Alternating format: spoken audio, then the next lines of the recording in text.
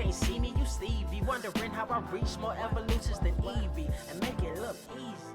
What's up, Earth's mightiest subscribers? It's Blerd without fear. Welcome back to the channel. Alright, in today's video, I'm going to be talking about Murderworld, Avengers #1 by Jim Zub and Ray Fox. This comic is really interesting to me because I feel like it's almost a year too late for the type of concept that it is, but it still works because just the nature of the character that's at the center of this. If you couldn't tell, the name of this comic being Murderworld, Avengers #1, I would forgive you if you weren't familiar with the Marvel Comics villain, Arcade. Arcade is a Chris Claremont, John Byrne creation that debuted back in Marvel Team-Up number 65 in 1977. He's a normal, regular guy, has no superpowers. He's just a filthy, rich guy who has a lot of time on his hands and enough intellect to create death machines and death traps and all sorts of elaborate schemes to lure superheroes and oftentimes normal, regular people into his traps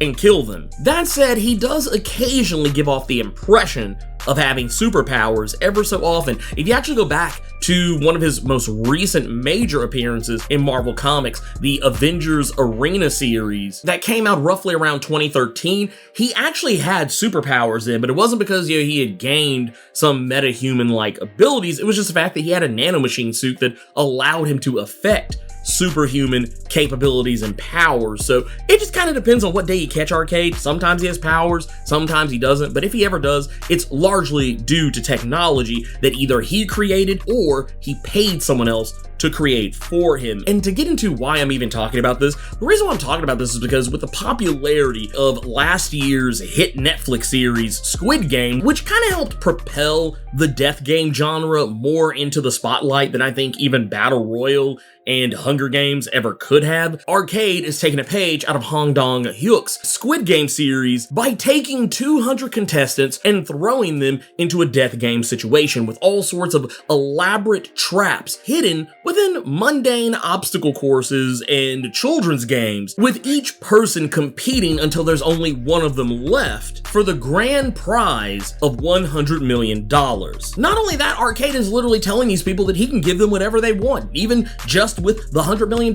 They can buy their own country, they can change their life, change their name, anything that they desire, whatever their hearts desire, he can give it to them. But what makes this more deadly than your average Squid Game, and I think makes this the most deadly Squid Game ever, is that Arcade isn't just putting these people against each other in some elaborate death trap of obstacle courses where they're all gonna ultimately wind up getting killed. He's also rigging the game in some very interesting ways as well, starting the game off by telling everyone there are 50 survival kits that I'm gonna put before you, but there's 200 of you, so that means only 50 of you are gonna actually be able to get these survival kits and live to tell the tale about it. But in reality, there's actually 100 survival kits, but only 50 of them don't have explosives planted within them. And if that weren't enough, he's also throwing in even more interesting wrinkles, I think, into this that makes this an even more deadly Squid Game, is the fact that this comic is titled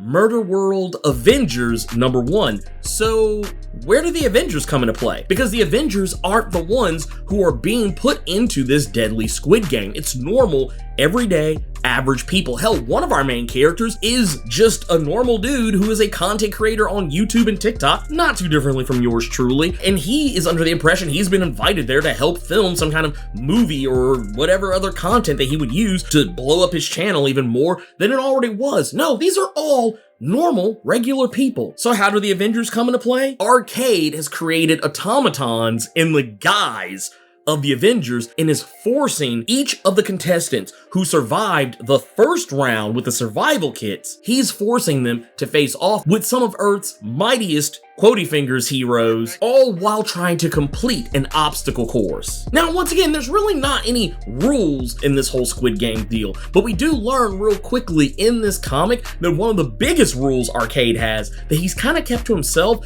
is that, while yes, these are all normal people, and yeah, sure, there may be some people who are more skilled at some things than others, the one thing he doesn't want is someone in the game who has superpowers, and one of the contestants in this comic discovers they have superpowers. One of them is a mutant, and what I find interesting about this is how it all comes out, because as we've learned over the years, mutants' powers, not all the time, but typically, they manifest under incredibly stressful situations, and what could be more stressful than a robot version of Captain America trying to kill you? Well, there you have it. That's what kicks it in, and that is what leads to one of the characters discovering they're a mutant, something that gets him instantaneously disqualified in ways that only Arcade could ever disqualify someone. And not only that, we know that there are other characters that are going to get drugged into this. We know at some point, somehow Moon Knight and Spider-Man and Black Widow are going to be drugged into this situation. Now, as far as we know with Black Widow, this one is not going to be a robot version of the character. The version of Spider-Man, maybe, who knows? The version of Moon Knight that we're going to see, maybe. It could all be really weird and interesting all at the same time, I think. But I love what they're doing because I feel like Arcade is one of those villains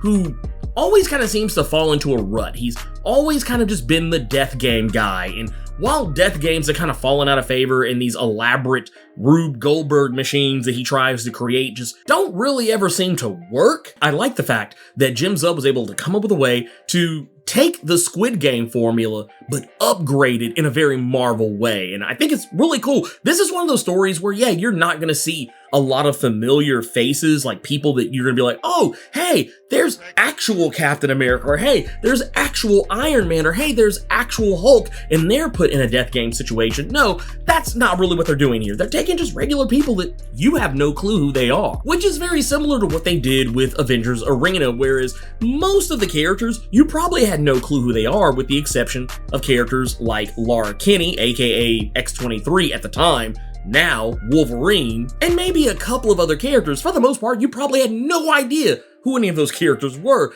And while you would think that would make you care less about them, what I like is that whenever these stories are done, usually a good, competent writer will make you care about those characters, regardless of what you know about them or how familiar you are with them. And I feel like while Jim Zub definitely did that in this issue, kind of like trying to endear you to a character, I also kind of feel like, we're going to learn more about these characters as this goes on, for however long this goes on, which I don't expect it to be long. I don't think it's going to be more than maybe like 3 or 4 different issues, but still, just the same, I feel like maybe the less we know about some of these characters, the better off we are, because I don't think many of them are going to survive. I mean, yeah, they'll probably go the Avengers Arena route where there isn't exactly just one person at the end like they're supposed to be, but you never know. It's the nature of a death game story where, I think Squid Game is one of the few where there actually is only like the one survivor, whereas even in Battle Royale, there was multiple survivors at the end of that movie. Anyways, if you want to know more about some of Arcade's recent attempts